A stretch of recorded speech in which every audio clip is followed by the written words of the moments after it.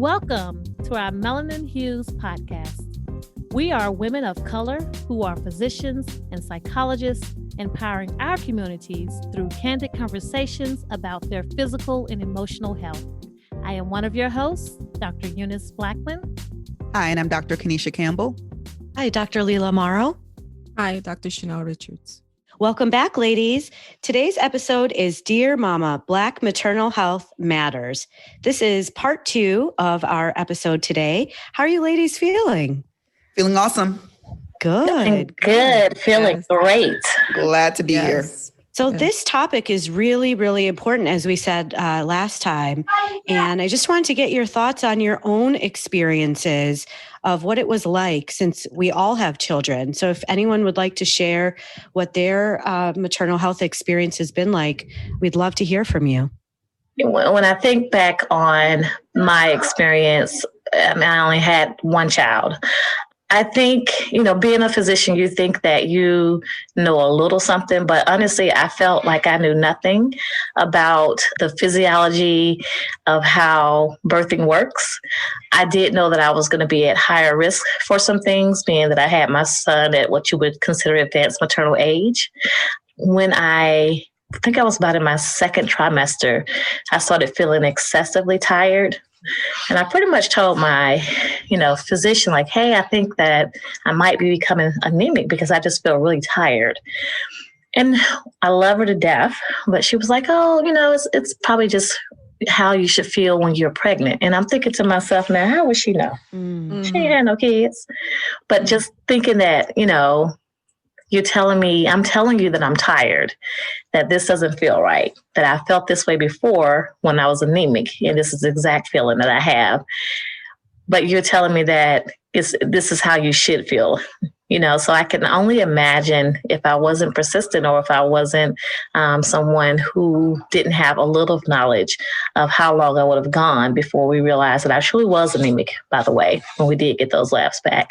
So that was, one of my experiences with it. I mean, I think that was probably the worst that I had, but it was still just taken aback being that you're telling me that this is how pregnancy should feel when I'm telling you I feel like super tired and I'm not going to make it. Right. You know what, Eunice, I think that's one of the main issues and kind of reasons for poor health outcomes for women of color. I think that, you know your body, period. And it's like, I know how I normally feel. I know how I should feel. And I know that I don't feel like I should feel. And that should be enough for you to actually listen to me and kind of take what I tell you seriously. I feel like a similar experience as well. So I gave birth a very long time ago. So my son's 21, but same thing. I was a young mom. I was in medical school. So I definitely didn't feel like I knew a whole lot because I was very early on in medical school and just a young Black girl having a baby. So I had a very long labor and I was not progressing. And I also didn't have an epidural. That was really due to my ex-husband's shenanigans, but we're not going to talk about that. But I did not have an epidural. It was a very painful experience. It was a very long labor. And since I wasn't progressing, I wasn't dilating at all. They had to, start giving me Pitocin, a medication to kind of induce, progression of my cervix. And I was in intense pain. And I told the doctor, I was like, okay, something is not right. I knew this is supposed to be painful, but not this darn painful. And I felt like I was getting contractions like every 30 seconds. So I was like, this is ridiculous. And they're like, oh no, this is it. This is how the medication is. You don't have an epidural, so it's okay.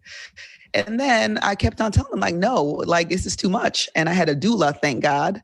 And the doula was like, yeah, no, this is not right. This is not right. This is too much. So she had to go to talk to the doctor for me. And so she talked to the doctor and, the medical team. And then they came in, they're like, oh, you were hyperstimulated. And so we were giving you too much medication. And so they had to drastically reduce the dose of the medication. And then everything was okay. So I will say that they didn't listen to me, number one. And number two, the doula saved my life. Mm-hmm. It was just a bad experience. And trusting your body. You have to know what's going on. For me, I had a long birth as well, but it was complicated by the fact that every time I would contract or try to push, this is my firstborn, my son, he would go back up. He did that several times. And my OB was very, very, very good. But I'm in the midst of this, being that it's my first birth. I don't know what to expect or what's going to happen. All of a sudden, I just see like people running into the room, just a bunch of different kind of doctors and nurses. So apparently the baby vitals were just like dropping all over the place. And it took some encouraging and some words from my OB to say, Chanel, you gave it your best effort. You tried, but I'm going to have to call it. We're going to have to go and you're going to have to get that C-section. I appreciated her because she did her best. She let me do what I wanted to do in terms of the birthing process because I wanted to do it naturally. And good thing we did go to the OR and get that C-section because, the cord was clearly around his neck and he kept going back up because of it. I never would have been able, just based on how the cord was, to do it naturally.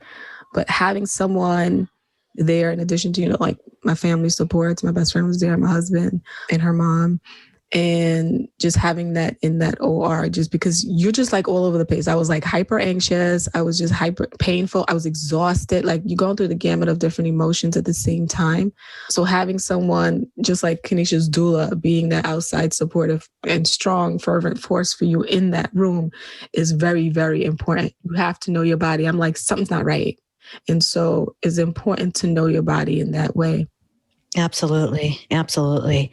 I mean, these stories are so important to share. For me, it's always been a topic of interest ever since I was little. I love babies, love learning about this experience that is so unique to women. I even took a class, History of Childbirth, in college because I was so interested in the process. And, this is the whole idea of where you go in with a birth plan, you go in with a certain idea of what this is going to be, and you have to be really flexible because it may not be that way. So just as you all spoke, my labor took very long.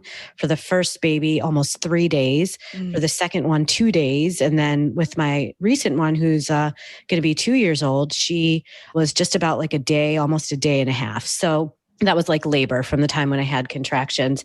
And similar to what you ladies said, I think having an advocate. So I use midwives, and I was really, really happy because the midwives advocated for me. The unfortunate thing about living in a big city is like your OB is not going to be your OB. And so you meet with several people, different doctors on call.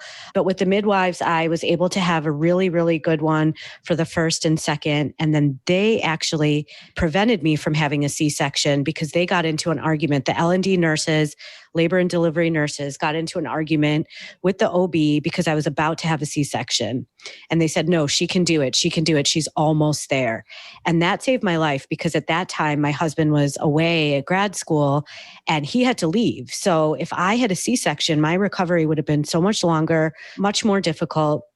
And she really looked for my best interest. And then with my last experience, I used the midwives, but they were only working until 5 o'clock. And I had actually a Black doctor, a colleague, deliver my baby, which was the most special experience because I was so afraid by that point. I was a little bit older and, just had some complications and I wasn't progressing. And she was just like so super supportive. She's like, they will take care of you. Don't worry. So I think that reassurance really helped. And thank God I have 3 healthy children, but it is a process. Absolutely. I mean, all of our stories are not new, unfortunately, for being a Black woman and having to give birth. But it's something that I think that it's safe to say that, when we're neglected as Black women in the hospital and examination rooms, this could potentially cause harm to us and also harm to our child that's going to be born. And so I think that having someone to be able to advocate for you, such as a doula or maybe another friend if you don't have a doula, is one thing that, Black women who are expecting or thinking about becoming pregnant and carrying a baby should consider. Also, I think about maybe searching out for physicians that are culturally similar to you as well, that can definitely advocate for you. Someone that you develop a connection with before you have your child, I think are important things when we think about delivering. I mean, now when I'm thinking about it, at the time I just wanted to find a doctor to deliver my baby. but I didn't really realize that it's really important to have that connection with that physician. So when you do say, I feel like this is going on, that those things are addressed appropriately. I mean, absolutely. I'd say that, I was too young to know anything about this stuff. So I definitely did not have a connection with my OB at all. It's a very older, very tall white man with very long fingers. So it was not the most comfortable experience. I was like, oh my God. But I think, like you said, Eunice, it is really, really, really important. I think not even just the doctor, but also the practice to make sure that their values align with yours. Because like Leela said, you don't always get your doctor, right? You don't know when your baby's going to come. Your doctor might be on vacation. So in general, I think just having a practice that accepts doulas and midwives and, hopefully insurance that covers a doula and a midwife would be ideal. The other big thing is just noting that, for all women, prenatal care is covered. And I just had a conversation actually yesterday, and I was very, very surprised that people didn't know that. So a lot of people don't realize that prenatal care is fully covered. You will get insurance if you're pregnant, and that insurance will cover all the care you need for your baby. And so that is something that everyone should know, so I want to make sure our listeners are aware of that. So it doesn't matter if you didn't have insurance beforehand. Once you're pregnant, you get the insurance. Now you lose it once the baby is born, unless, you have to get your own separate insurance, but at least you'll have insurance when you're pregnant. You can at least, look for a provider that kind of meets your needs. Such important tips. And, as we see within even our small group here, there's so many similarities. All right, ladies. Well, today we are meeting with a new mom. This new mom is Brittany Waiters, and she is one of our dear friends. Kanisha and I have known her for many, many years, working together as the tag team, psychologist, physician, and social worker.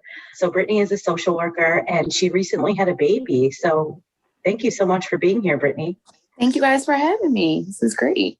Can you tell us a little bit about being a new mom and what your experience has been like? Sure. So my son, his name is Ezekiel. We call him Easy. He was born actually 5 weeks today. He's my first baby. My husband and I, we've been married for almost 4 years in May. So this is our first. Well, we have a dog, so I guess she's our first, but he's our first. He's our first human baby. She was actually a little easier than he was. But yeah, he's our first. And, it's definitely been a whirlwind experience.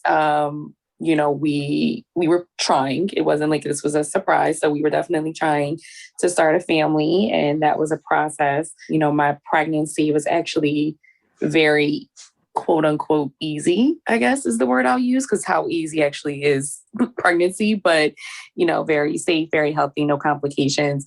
Definitely had an interesting labor and delivery process, which was completely unexpected. He came out healthy. I'm recovering slowly but surely. So feeling a little bit better each day, but definitely had a whirlwind experience, labor and delivery for sure. Which if you want me to talk about, I can, or however, whatever you want me to share, I am happy and comfortable sharing. So I was diagnosed with unexpected preeclampsia at 38 weeks, had, like I said, a very easy pregnancy, had great blood pressures from week 1 to week 38. And went in unexpectedly for my regular weekly appointment and was told that, they were a little concerned about my pressure. So they had me go in for observation, and ultimately my pressures wouldn't come down. So they decided to induce me at 38 plus 1, which is when, they started inducing me at 37 plus 6. And then he was born at 38 weeks in 1 day. So we had just about 36 hours from start to finish with the labor process. But he came out healthy immediately after my birth. They could not get all of my placenta out.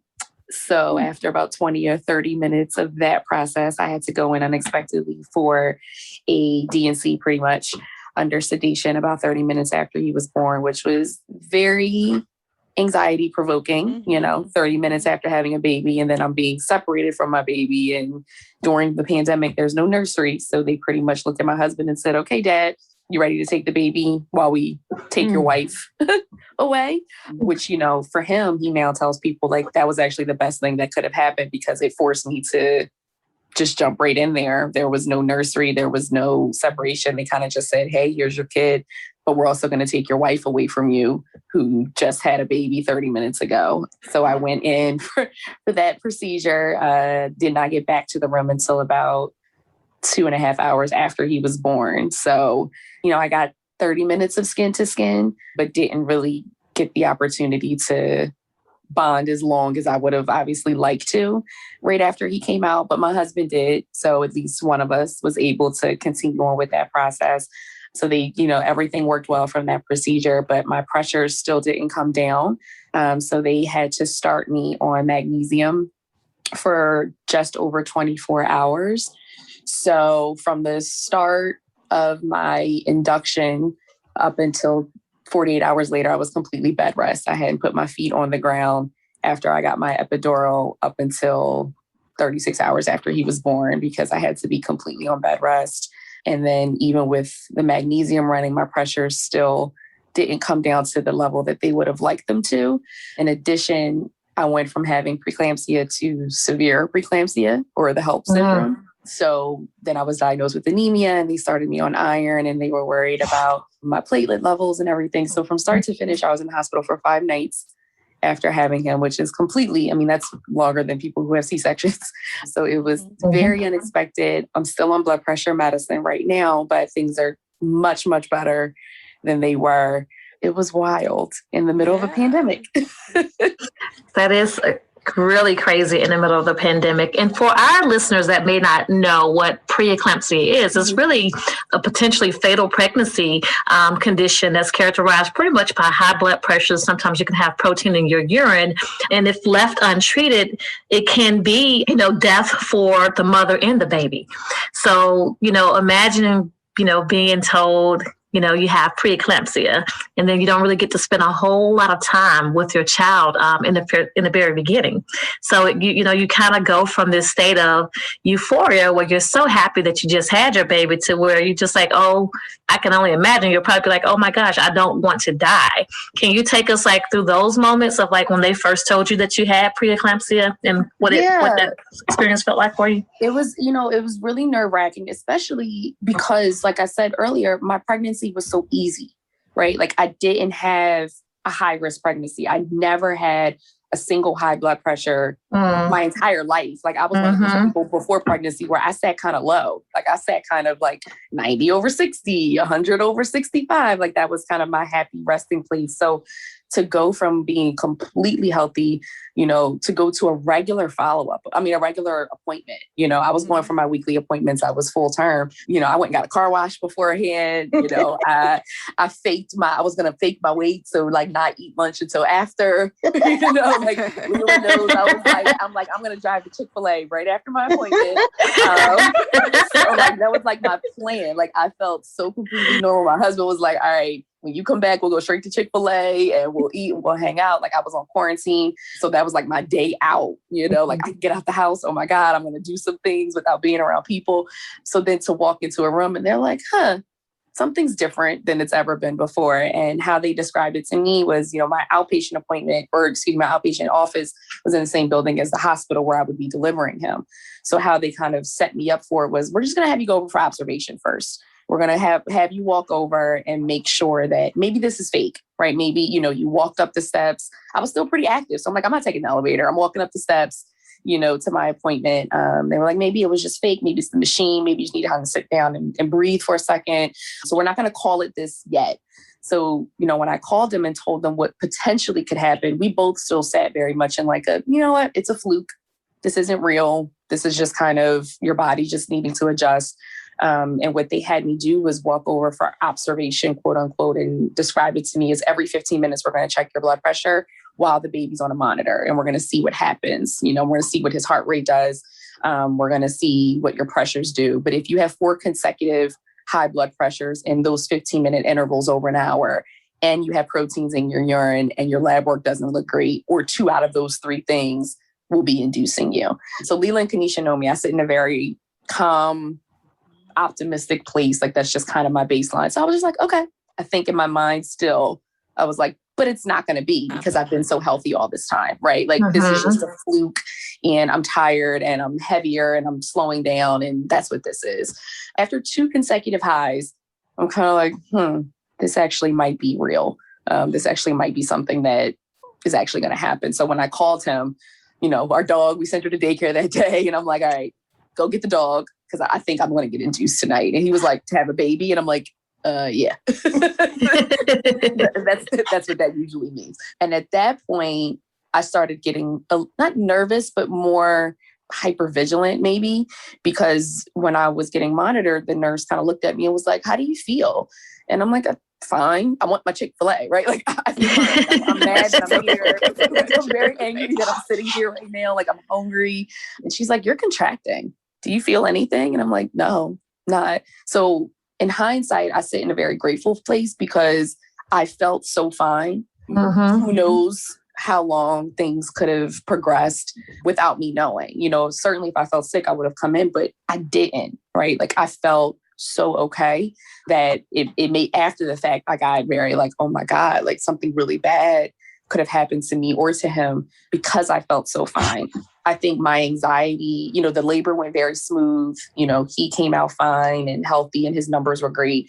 I think where my anxiety kicked in is when I had to get separated from him. In the moment, I'm like, do what you have to do. Obviously, I know that this stuff can't stay in me, right? Like, I know you have to act quickly. Like, I'm very aware that once you have a baby, you can't let all that stuff, right, stay inside your body long. So I know you have to act quickly. But, being rolled into an operating room pretty much 30 minutes after you've just been exposed completely in the most dramatic way ever.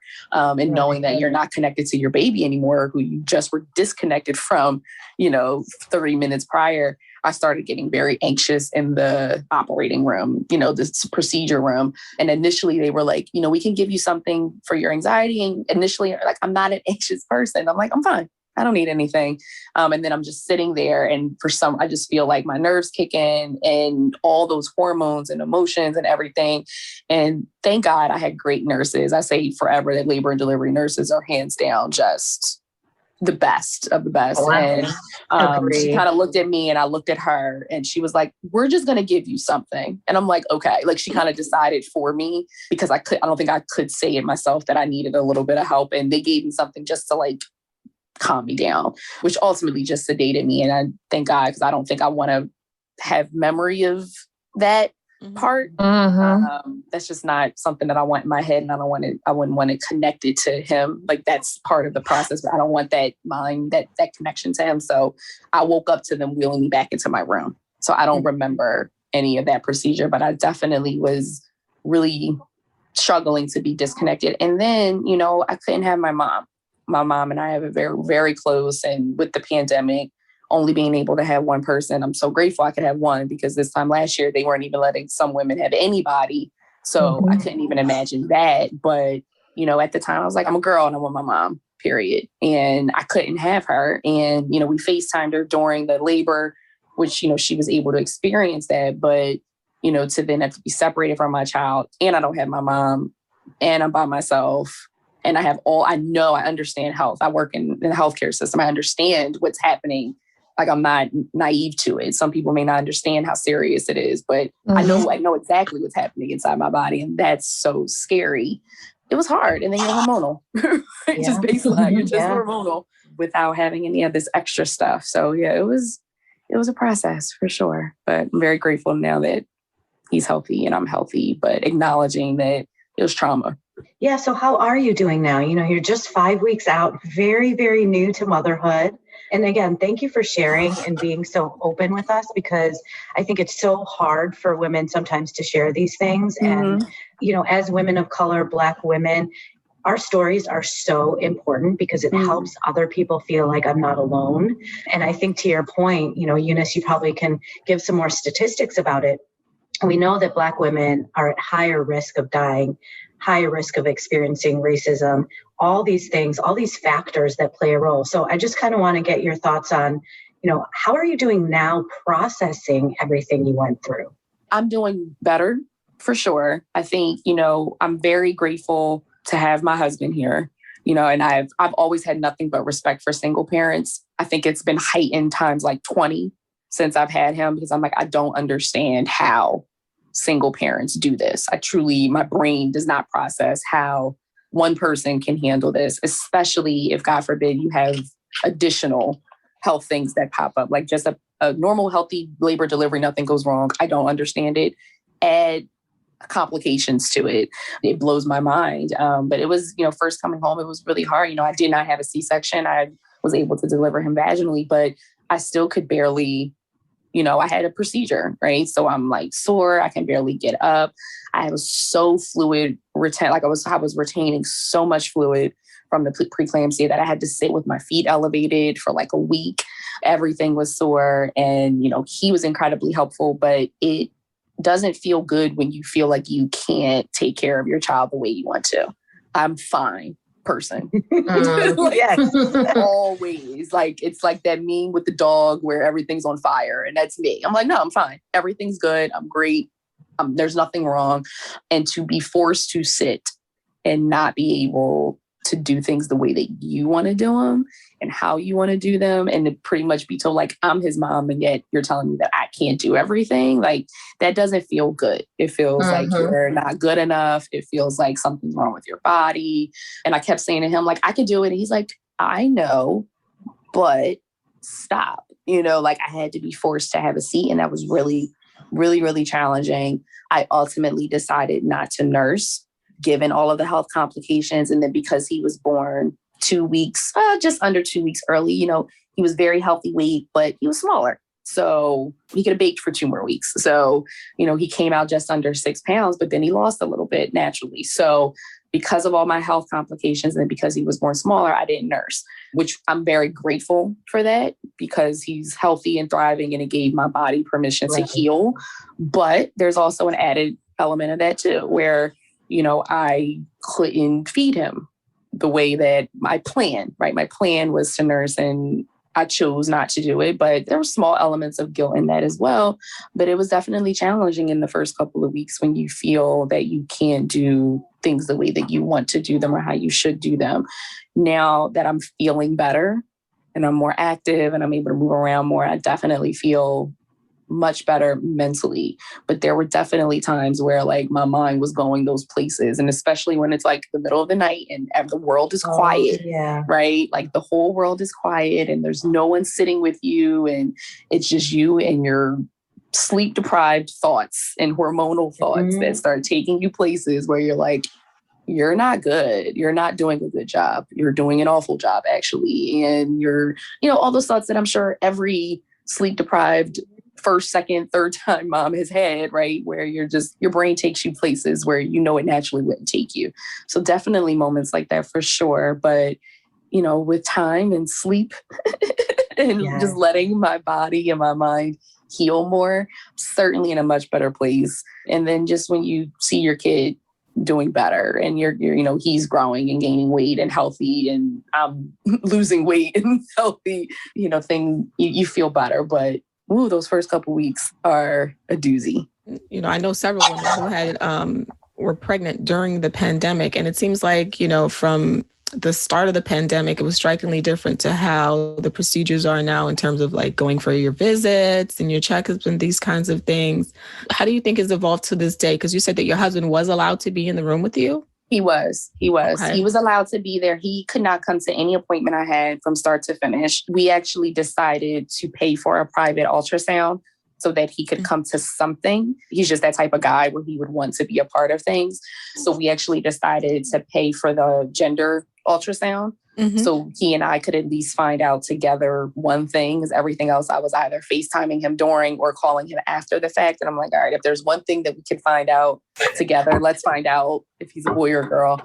So we paid for that, and it was private, so he was allowed to come. But he could not come to any appointment. I went to every appointment by myself. For the labor and delivery, our hospital's policy was once he was there, he could not leave. So not only could he not leave the hospital, he actually couldn't even leave the room. So if I needed water with ice, we had to call my nurse, and my nurse had to go out and bring me water. So we wanted food, we could have it delivered, but the nurse had to walk downstairs, get the food, bring it up to the room. Those walls close in on you. And then, we were there for 5 nights. So it wasn't even like we were there for the normal time. We were sitting in that room for 5 nights and we're not allowed to leave. And, I had to go get a CAT scan at one point, and that felt like a field trip to me. Like, oh my God, I can leave the floor. I can see a different unit. Like I can breathe different air, but it was really mentally, I fully understand all of the reasons for all of the protocols, but some of them certainly feel very arbitrary to me because I'll never understand how someone who lives in the same home as me, breathes the same air as me every day, can't come with me to an appointment, but I'm going to the appointment and I'm coming back home to him. And he's not on quarantine, so he's going, I get why we have to, but there's just some elements of it. But yet, amusement park can be open or a shopping mall can be open, or I can go to Target and it'd be fine. But he can't come with me to a doctor's appointment. I can't wrap my head fully around the rationale around some of the rules. But, having to be stuck in a room with no fresh air, with limited human interaction, thank God for technology. I couldn't imagine if this were all happening, 20 years ago, even 10 years ago, where we didn't really have smartphones as much as we do now. We were able to FaceTime all of our families during the whole process and texting people and calling people. But, being stuck in that room was really hard. It was really, really hard. Was there any discussion with your OB about the vaccine? They brought it up. Oh, they brought it up. So I found out I was pregnant in July. So I was about midway through my second trimester when the vaccine came out, sometime, I guess, early to mid-December. And the way that my OB was actually very open and just kind of said, your choice. If you want to, we will support it. If you opt not to, that's your choice. And I'm very grateful for that because that was what I hoped they would say. Even if they were to try to push it, I still would have ultimately made the decision. And I'm fully open saying that I've yet to be vaccinated. I will. But, throughout the whole process, I struggle still with the trust that I have in the medical community as a Black woman, full transparency. Of course. And all of the things that have been tested on in Black people in this country. The idea of something brand new that we don't know a whole lot about. I just wasn't certain. And I'm like, until I'm certain, I'm just not ready yet. And that's where I sat especially being pregnant, not only do I not know what it's going to do to me, we have no idea what it's going to do to my baby. So I'm just not there yet. And my doctor was very, very good with that, which I appreciate. I do have some friends who are pregnant who opted to get the vaccine. That was their choice. But for me, he and I talked together a lot about it, and I'm good with the decision that I made. I'm glad that you were able to kind of process that and have your own decision-making process about it. And she gave you the choice, which was really, really good. I think that was helpful. Because I think if she approached it a little bit differently, like you had to get it, it would have been something else. I may have switched doctors, to be honest. Yeah. It would have been very different. I probably would have switched just because, one, I don't like to be forced to do anything, right? Don't force me to do anything, but certainly don't force me to do something that we don't even know, right? Much about. He's already gotten his Hep B both rounds. I'm very pro vaccine. I think it's helpful as reasons why those diseases don't exist anymore. Like that is definitely where I sit, but this is new. And until we know more, that's kind of where I wanted to be. And I appreciate physicians who are collaborative and give you permission. And also, working in healthcare, you learn in different ways how to advocate for yourself. But I do wonder, how it is for other women who either don't work in healthcare, so don't know how to advocate, and or don't have physicians that are collaborative and kind of mandate things. I can't imagine how that must be for them. Well, this has just been absolutely wonderful and very inspirational, Brittany. Our listeners love to hear tips. And you and I have worked together and we're very good at talking to our patients about tips. What can you tell our audience, and particularly for those who might be pregnant now and are new mothers? Any last suggestions or tips you have? Let go of any plans that you have, because it's likely not going to go the way that you plan. Have an idea of what you think you want and then be okay with it possibly not going that way. With my labor and delivery, I have a lot of friends who had written books of plans. I want this at this time. I want that at that time. And this is just the way it's going to go. And all of them None of it happened, right? So for me, my only thing was I want my husband and I to both get skin to skin, and I'm getting an epidural. I knew that. I'm not fine. Not trooping it through. I'm good. I am okay. And I was okay with that. And those things were able to occur.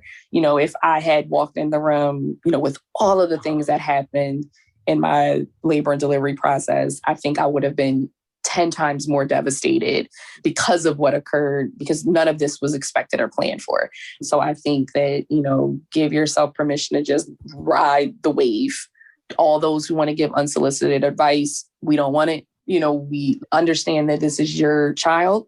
So the books are great and the tips are great, but nobody knows your baby better than you do. Even if you only know your baby for a few weeks, you know them better than anybody else. Mm-hmm. So, if you want advice, ask for it, but also be okay telling people that you don't really want unsolicited advice. You want to learn on your own and mess up on your own and figure it out, but ask for help when you need it.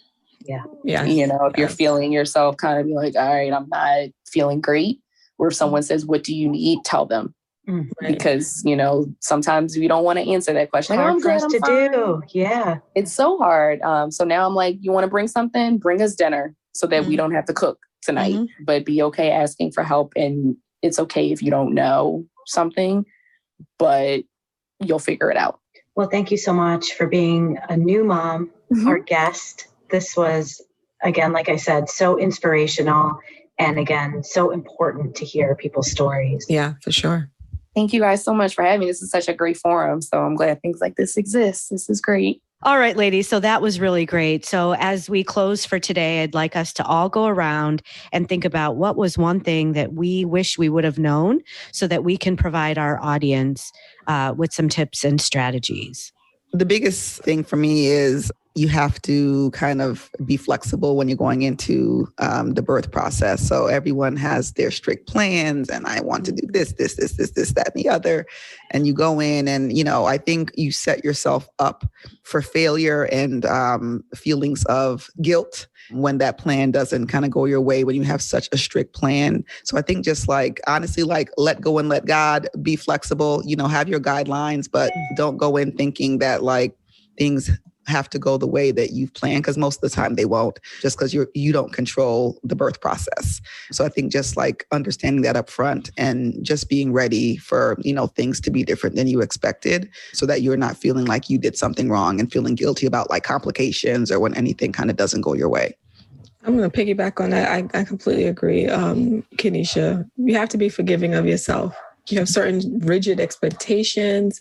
You have to remember every birthing process, every child that you have or give birth to is a different experience. And you definitely need to be forgiving of yourself if it doesn't go how you perceive it needs to go. But it goes how it goes, as long as you have a healthy child. And that should be the focus. You should also secure people in your corner throughout the process, even during pregnancy, that are going to be advocates for you and for the betterment of your child during that process. Because as a birthing mother, your mind and your emotions are all over the place. So having someone that you can trust and that you feel can advocate and support you during that time is important as well.